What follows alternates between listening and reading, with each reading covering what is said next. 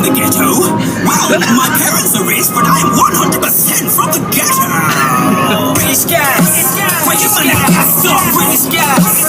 Bro, you boys are gassed up. Yo, I'm Hemp. Welcome to the Hot Box. I'm here with the one and only Trademark Blud. And we're off to go film, he's off to go film a music video. I'm just here to lurk and do my hemp thing that I do. So I'll see you there.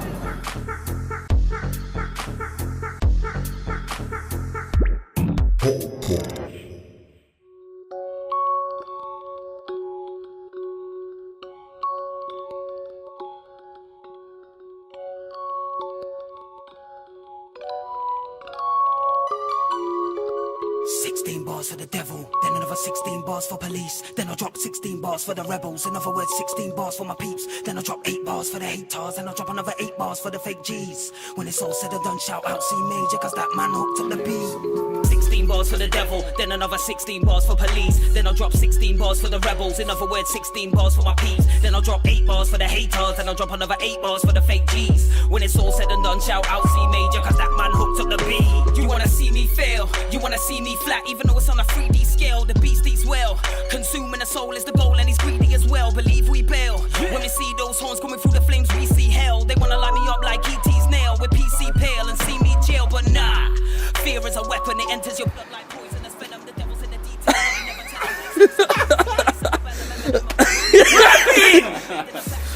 Yo, swear down, I've got more bars still. I've got more bars for this. Your arms too short to box with the Lord of the Rings. He takes back more than he brings. You man have gotta be so strong to withstand the force of the king. I don't think you man are that strong. Yeah. Walk on. This is Sideman TV. I'm Sideman Blud. You know what I'm on, Blud? You know how it is? I've got bars for you, fam. Fucking bars. You ain't ready for that kind of deal. You can't deal with them kind of levels, man. Yo, to the one. Yes, take 16 to the head. Yes, you don't wanna see a million man marching with them 16s and their vets. Yes, whole organizations full of rapists, pedophiles, power trippers and pagans. So much corruption is blatant. Fuck correction, we should erase them. Peeps are sheep with nothing to say. You man's deep in sleep or locking away. But my speech will bring the trouble your way. It's the fucking UK. Here we are then, we're on our way back from the video shoot today for Run For Your Life. How do you think it went? Yeah man, it went sick. We got about half the stuff done. So like, I'm happy with how it's turning out. I think it's going to be very different from anything I've done before. So The concept's very comical and very, it's got a lot going for it at the minute. Just talk about some random stuff. So you just got an EP or an album come out called The Invisible Man. Like, how's that going at the minute for you? Like, getting well received and stuff? Yeah, everyone that's heard it really likes it. I think the production, Michael Parkinson produced it, and then I did it with LP Trip. We kind of put the EP together with Parky's Beats back in Telford, like with LP or Bates, as a lot of people know. Yeah, of course. I mean, it's just like, I think a lot of my older projects have been like Tricks of the Trade 1 and 2. I think people always like anticipate that coming, and then I had Blood on the Brain with Ridiculous in America, and I kind of think this is in a way it's solidified the fact that what people are going to get from me. I think that's why people really liked it, because it was short and sweet, which is not like, if you've heard Tricks of the Trade, it's like 20 million tracks long in it, so it's, you know, it's more like a love letter kind of thing. It's more personal, very the whole thing behind it, isn't it, is like the Invisible Man, and so it's I enjoyed it. You know, I've blasted it through a couple of times. There's the ones that stick out though, like Run For Your Life, which, like I say, you've just done. What do you think of like the hip hop scene around Shropshire and things like that? Like, what are its strengths and what are its weaknesses to a degree? Shropshire, I don't think you could call it a scene, to be honest. I think like it's collectively as the UK scene, it exists there.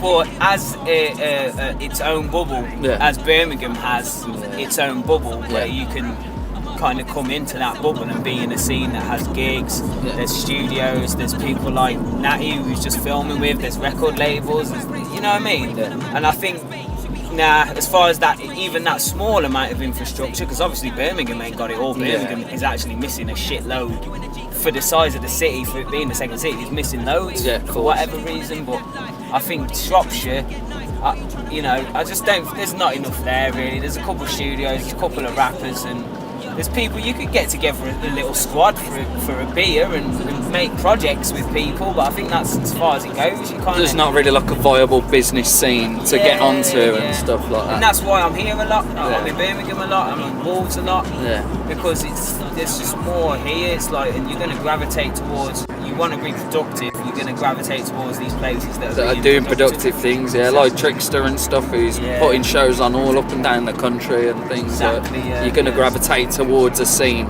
that is national rather than I'm going to be king of the Shropshire scene. I'd rather be part of a bigger UK scene. Exactly. So.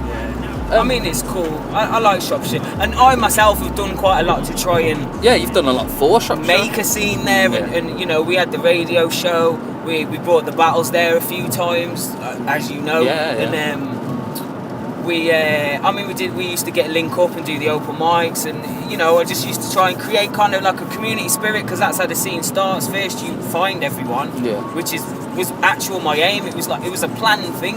I sat down and said, I'm going to find all the rappers in Telford, Shropshire. I'm going to get them together. We're going to start doing some things, and from that collective community, then you start to establish a scene, because everyone does their own things. They know their own people. But obviously, it didn't really. It took off to the extent that I met people like Intuitive, who I'll probably always work with. He'll definitely always be a friend of mine. Do you know what I mean? Yeah. So it's like. It's opened It opens certain doors, but not the ones which everyone hopes to open, kind of thing. So that's create a scene. And what it did is it taught me a lot. Things like one man can't create a scene. Do you know what I mean? Oh, thanks. No,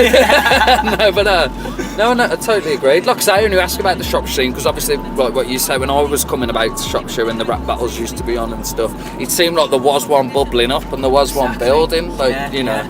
But I suppose it's life just gets in the way for a lot of the.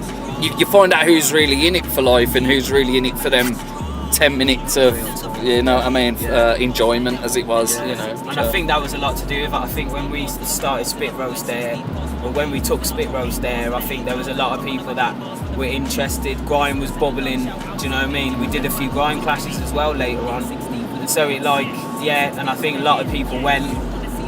And the real ones stayed, and there just wasn't that many of them. Do you know what I mean? And we're still on it now. And then a few of them go and come back, and they're never going to build anything significant because it's just weak.